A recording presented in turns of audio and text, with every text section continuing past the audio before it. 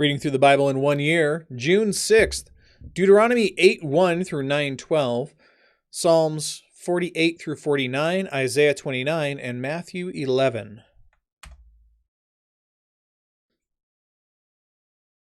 Remember the Lord your God.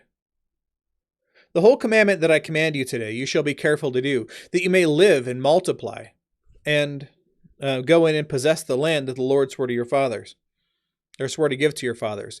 And you shall remember the whole way that the Lord your God has led you these 40 years in the wilderness, that he may humble you, or that he might humble you, testing you to know what was in your heart, whether you would keep his commandments or not. And he humbled you and let you hunger and fed you with manna, which you did not know, nor did your fathers know, that he might make you, know that man does not live by bread alone, but man lives by every word that comes from the mouth of the Lord. Your clothing did not wear out on you, and your foot did not swell these 40 years. Know then, in your heart, that as a man disciplines his son, the Lord your God disciplines you. So you shall keep the commandments of the Lord your God by walking in his ways and by fearing him.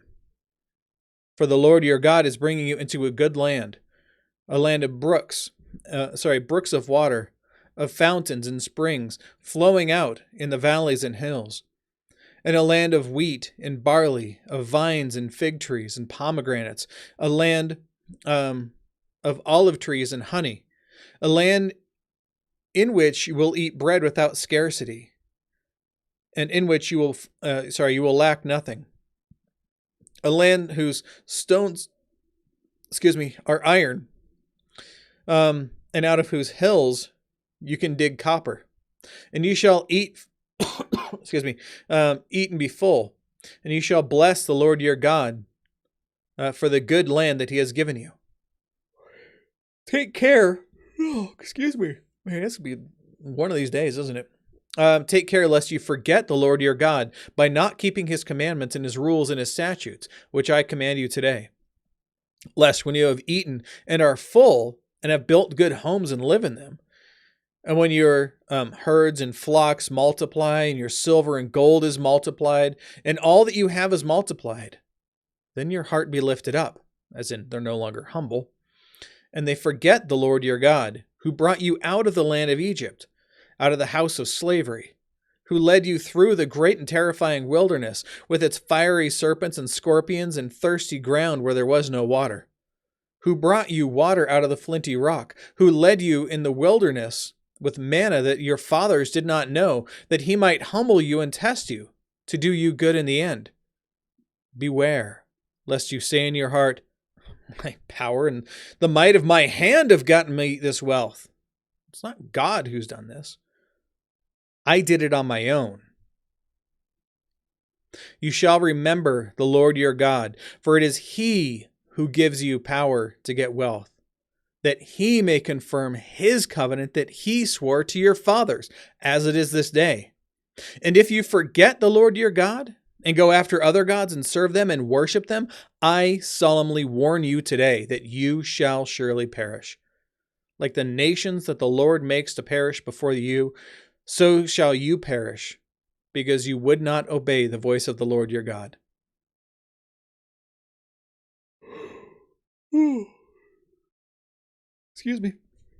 Not because of righteousness. Hear, O Israel. You are to cross over the Jordan today to go in to dispossess nations greater and mightier than you. Cities great and fortified up to heaven. A people great and tall. The sons of the Anakim, whom you know, and of whom you have heard it said, who can stand before the sons of Anak? Know therefore today that he who goes over before you as a consuming fire is the Lord your God. He will destroy them and subdue them before you. So you shall drive them out and make them perish quickly, as the Lord has promised you.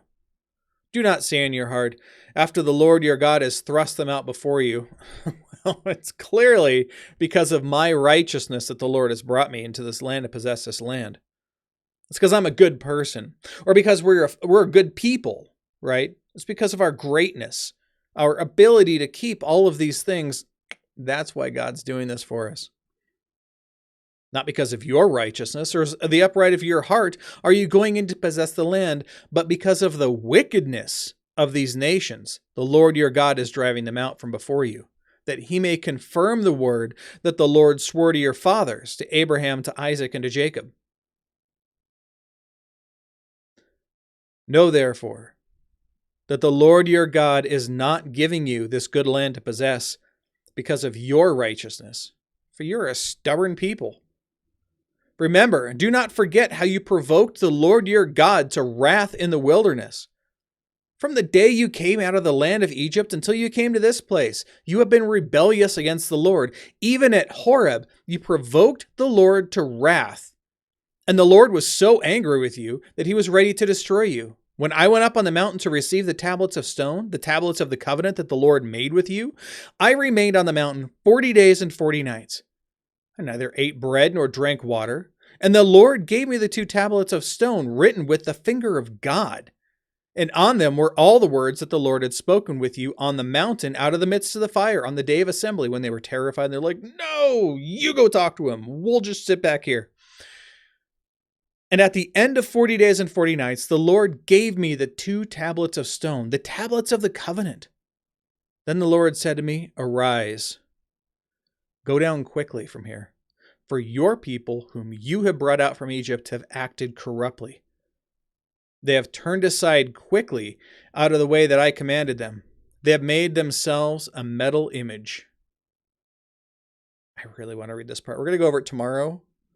But yeah, then he goes through the story about the calf and the fact that even though God had taken them out of Egypt through all of these plagues to prove that he was God, right? No one by any kind of human ability or magic or whatever could have done the things that God was doing. He held back he split the sea in 2. Let them run across it on dry land. He kept the Egyptian army, the entire army, at bay so it couldn't come at them, right? And then finally he let the army come in. They came rushing in to into the Red Sea. And then once all of his people were out, he closed the Red Sea over it and destroyed the Egyptian army. God did this. Clearly no one else could have done it. And they went almost immediately to the mountain of God, where God met with them face to face. Not really face to face, but as close as you can get. He was on top of a mountain, and he was terrifying. It was full of fire and smoke and terrified them. And he spoke directly to them in a language they could understand. And they were so terrified by this that they decided that they wanted to have Moses as a representative, and that they would listen to what Moses said, and that Moses would be the one to listen to God. That's what they wanted, right? And yet in only 40 days after that thing happened, after he was sent up on the mountain to go talk to God, they're like, you know what would be great? If we could have like some sort of idol to worship, can we do that? What was the second thing God told them when he spoke to them on the mountain? No idols, nothing out of metal, nothing out of stone, nothing out of wood. Don't make anything to worship and call it me. We'll get into that tomorrow. Good times. So Psalm 48 and 49. 48 and 49.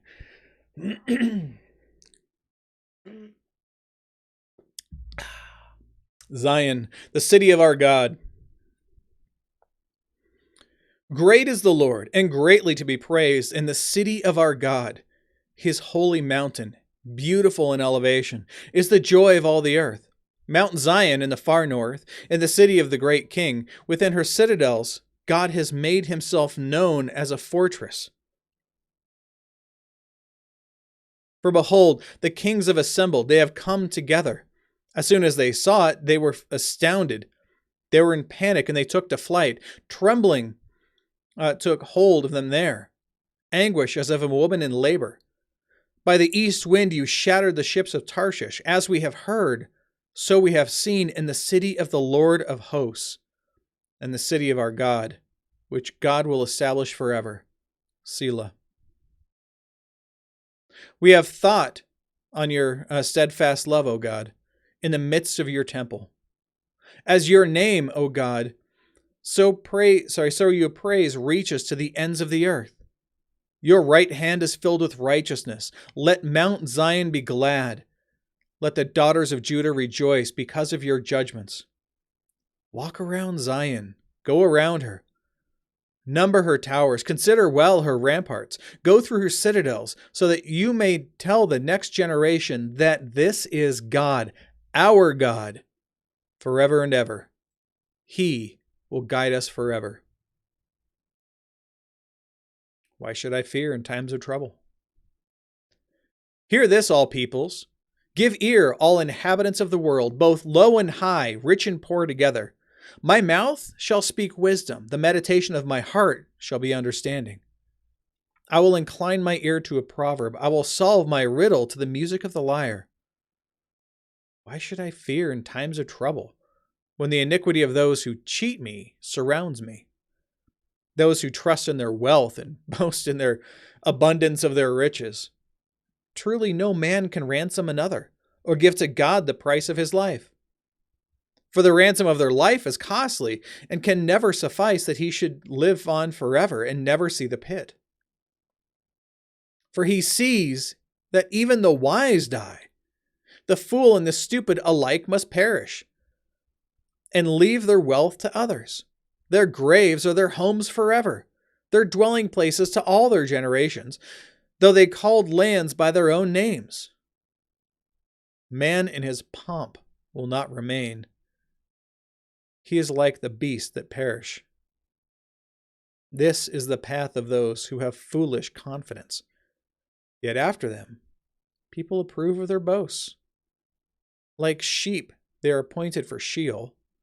Death will be their shepherd, and the upright shall rule over them in the morning. Their form shall be consumed in Sheol, with no place to dwell. But God will ransom my soul from the power of Sheol, for he will receive me. Be not afraid when a man becomes rich, when the glory of his house increases. For when he dies, he will carry nothing away. His glory will not go down after him. For though, while he lives, he counts himself blessed, and though you get praise when you do well for yourself, his soul will go to the generation of his fathers, who will never again see light. Man in his pomp, yet without understanding, is like the beasts that perish. Now Isaiah 29. The siege of Jerusalem.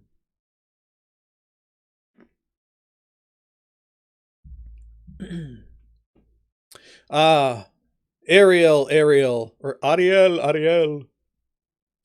The city where David encamped. Add year to year. Let the feasts run the round.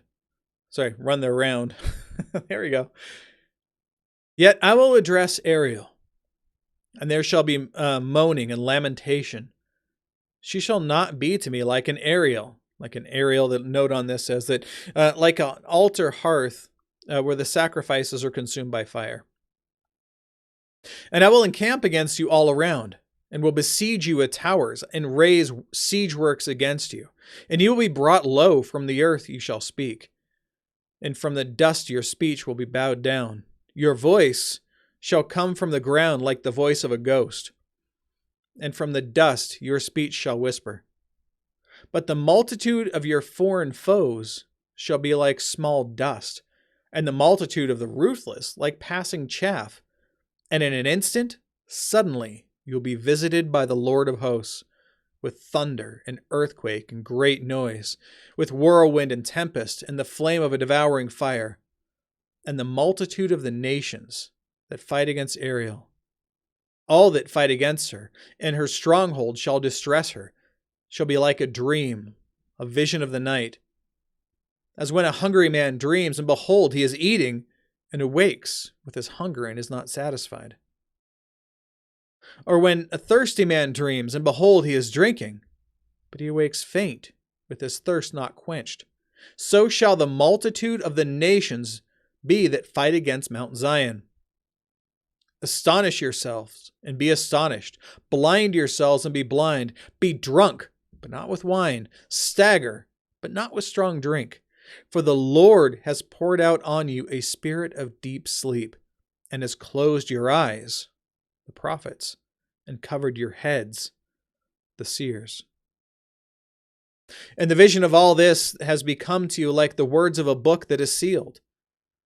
When men gave it to one who can read, saying, "Read this," and he says, "I cannot read, for it is sealed."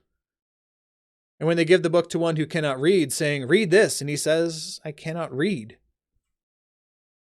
And the Lord said, "Because this people draw near with their mouth and honor me with their lips, while their hearts are far from me, and their fear of me is a commandment taught by men." But they're doing it because they're told to, not because of it's God and he's terrifying. "Therefore, behold, I will again do wonderful things with this people, with wonder upon wonder. And the wisdom of their wise men," those who are wise in their own sight, "will perish, and the discernment of their discerning shall be hidden." Ah, you who hide deep from the Lord your counsel, whose deeds are in the dark, and who say, "Who sees us? Who knows us?" You turn things upside down. Shall the potter be regarded as the clay, that the thing made should say of its maker, "He did not make me"? Or the thing formed of say of him who formed it, "He has no understanding"? Before I go on, this is a damning statement, because I hear atheists say this all the time. They say, "God doesn't exist." Or if God exists, why did he make whatever, like whatever? Right? Why did he allow a child with cancer to die that I knew personally? And that's terrible. And if he's really God, that child would have lived. It entirely lives in a misunderstanding. First, it's a misunderstanding that they, as a created being, can turn to God, their creator, and demand that he bends to their will. Nope. I'm sorry, he is God, and you are not. Second, this is what's called the problem of evil, and it's actually resolved pretty quickly, because there's only one good person who has ever lived, and we killed him. His name is Jesus. That's it. There is no other good person on earth. We are all sinful in our hearts and in our desires. Our motivations are corrupt, our thought life is corrupt, and our actions are corrupt. From infancy to death, we are wholly corrupt before God, because we only want to serve ourselves. And if we get even the chance of an inkling that we can do something great on our own, we'll do it and we'll brag to everybody we know about it. We are wholly corrupt. So when you see that cute little girl dying of cancer, feel for her, pray for her that she be restored, but pray first and foremost that God would save her, that he would convert her and use her conversion to reach other people.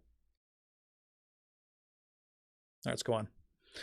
"Is it not yet a very little while until Lebanon shall be turned into a fruitful field, and the fruitful field shall be regarded as a forest? In that day the deaf shall hear the words of a book, and out of their gloom and darkness the eyes of the blind shall see. The meek shall obtain fresh joy in the Lord, and the poor among mankind shall exult in the Holy One of Israel. For the ruthless shall come to nothing, and the scoffers cease. And all who watch to do evil shall be cut off, who, by a word, make a man out to be an offender, and lay a snare for him who reproves in the gate, and with an empty plea turns aside him who is in the right. Therefore thus says the Lord, who redeemed Abraham, concerning the house of Jacob: Jacob shall no more be ashamed, no more shall his face grow pale. For when he sees his children, the work of my hands in his midst, they will sanctify my name. They will sanctify the Holy One of Jacob. They will stand in awe of the God of Israel, and those who go astray in spirit will come to an understanding, and those who murmur will accept instruction. And now Matthew 11.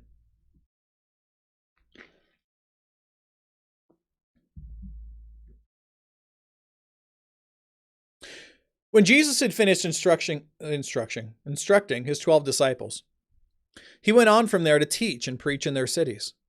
Now, when John heard in prison about the deeds of the Christ, he sent word by his disciples and said to him, "Are you the one who is to come, or shall we look for another?" Jesus answered them, "Go and tell John what you hear and see. The blind receive their sight, and the lame walk. Lepers are cleansed, and the deaf hear, and the dead are raised up, and the poor have good news preached to them, and blessed is the one who is not offended by me." There's a note on this. I want to go ahead and read that. So John the Baptist predicted that the coming one would bring judgment, chopping down the trees of wickedness. Presumably, John heard the reports of Jesus' exorcisms and miraculous healings, which show that he is the Messiah. But Jesus allows his forerunner to be imprisoned by the wicked Herod, invoking John's question whether he is indeed the royal executor of divine justice, for which God's suffering people have been longing. Now, the second part that we just read about the different pieces we went through, those are through Isaiah 35, which we're going to get to in about a week or so, in a few days. I think it'll be next Friday.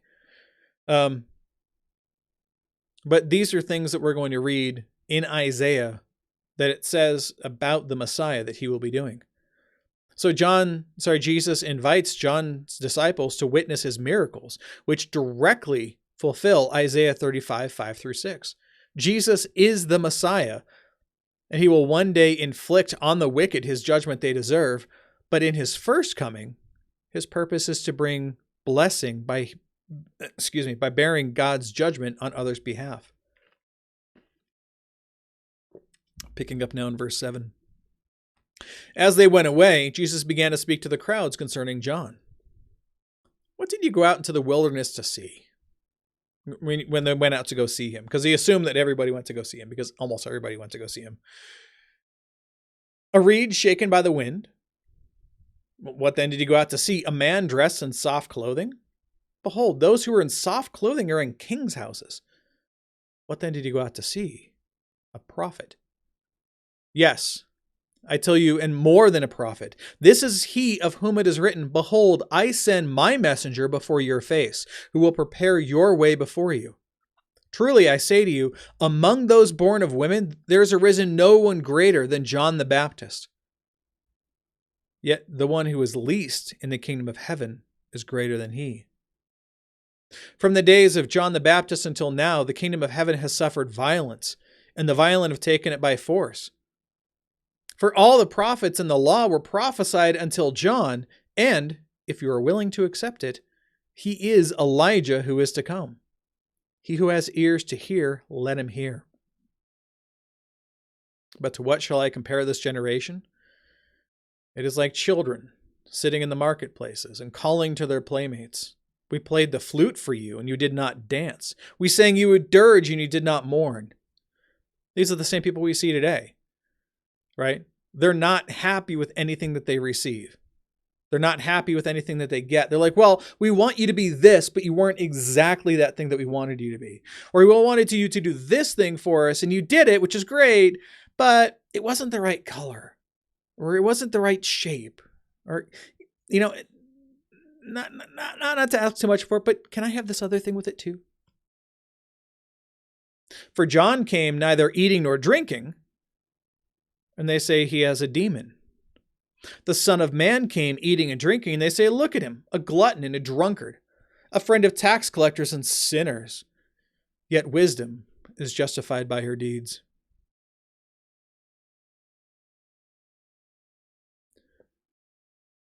All right, I'm going to read it. There's a little line here about the kingdom of heaven has suffered violence. People struggle with that. They think that there's some massive battle going on in heaven all the time. The note here, the kingdom is pressing ahead with force, although violent men such as Herod are trying to overcome it by force. It is not the strong and forceful who obtain the kingdom, but the weak and helpless who depend on God. Our salvation, Hitler had the same thing to say about the Jewish Messiah in Christianity. That's why they rewrote the Bible into the Nazi Bible, that sold Jesus as this, great, strong Aryan person who was by no means a Jew.